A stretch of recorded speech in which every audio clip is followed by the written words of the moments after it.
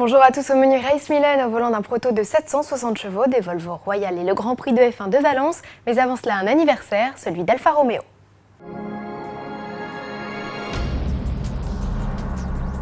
C'est le 24 juin 1910 que naît l'anonymat Lombarda Fabrica Automobili.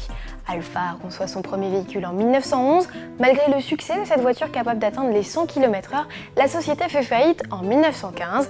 À la fin de la Première Guerre mondiale, Nicola Romeo, un industriel milanais, parvient à renflouer les caisses et en juin 1918, Alfa devient Alfa Romeo. 5 ans plus tard, le constructeur remporte sa première course automobile, la Targa Florio, avec sa RL à moteur 6 cylindres. Et pendant plus d'une décennie, la marque ambitionne va s'illustrer en Grand Prix ou aux 24 heures du Mans.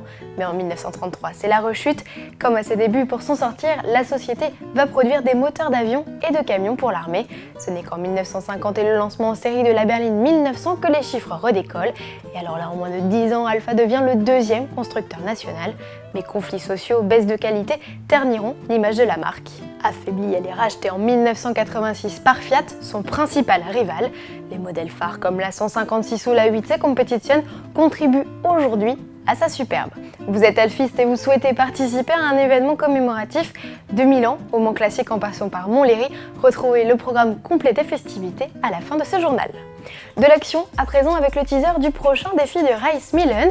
Le pilote américain n'a qu'un objectif, monter la montagne de Pikes Peak en moins de 10 minutes et ainsi battre le record aujourd'hui détenu par Nobuhiro Tajima et sa Suzuki XL7. Pour partir à l'assaut des 156 virages, Hyundai lui a concocté un proto de 840 kg doté d'un décoiffant V6 de 760 chevaux. Rendez-vous le 27 juin pour apprécier la performance du missile et connaître le dénouement. Les monarques de Suède font tourner l'économie automobile du pays. À l'occasion du mariage de la princesse héritière Victoria, la famille royale a commandé quelques 85 V70 et S80 de courtoisie pour ses invités.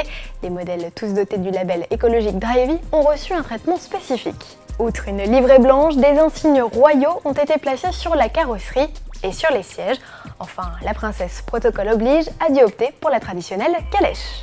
À l'occasion du Grand Prix d'Europe de Formule 1 qui se déroule du 25 au 27 juin à Valence en Espagne, Jean-Louis Moncet revient sur les différentes évolutions techniques apportées ce week-end aux monoplaces.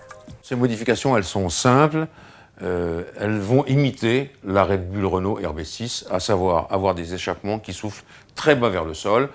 Ferrari le fait, mais Mercedes en principe vient avec ce type de modification, Renault également, donc je crois que toutes les grandes équipes ont fourbi leurs armes dans ce domaine bien précis pour Valence. Retrouvez l'intégralité de cet entretien sur le blog de notre spécialiste ou dans notre rubrique vidéo. À demain!